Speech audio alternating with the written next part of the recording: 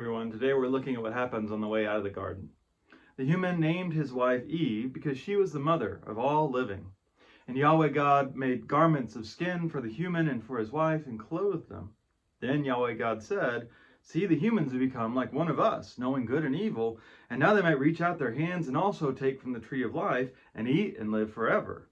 Therefore, Yahweh God sent them forth from the Garden of Eden to till the ground from which they were taken. He drove out the humans, and at the east of the Garden of Eden he placed the cherubim and a sword flaming and turning to guard the way to the tree of life.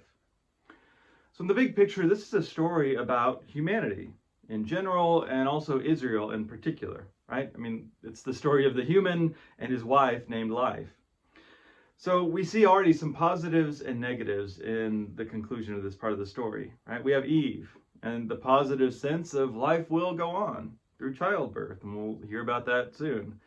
But then the negative side, Adam naming her is actually an act of domination. So it's already fulfilling what was predicted in verse 16.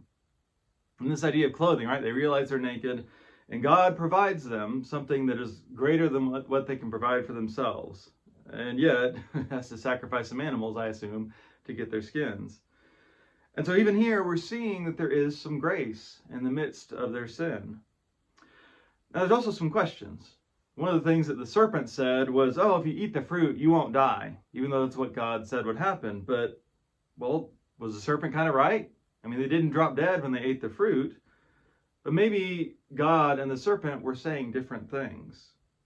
You know, they thought they were going to get all this stuff and gain everything, but they gain nothing and lose everything they have. You know, it seems like this tree of life that's mentioned here gives immorality, right? It's not something that's inherent to being a human being. And so the idea of some sort of eternal life in this state, in the flesh, separated from all these blessings, is kind of a terrible prospect. And so in some sense, death can be seen as a gift. And so this maybe, it's not the best example that we would want, but maybe this also is an example of grace, once again, that God is not going to force them to live forever in this sorry state. One of the other things that Genesis here is doing is kind of illustrating the story of Israel as a whole. Because in that story, God forms a people. He places them in a fertile land. He gives them an instruction to choose life. And yet they disobey and define good and evil on their own terms. And how are they punished? With exile, which is exactly what happens to Adam and Eve here. In some sense, exile is like death.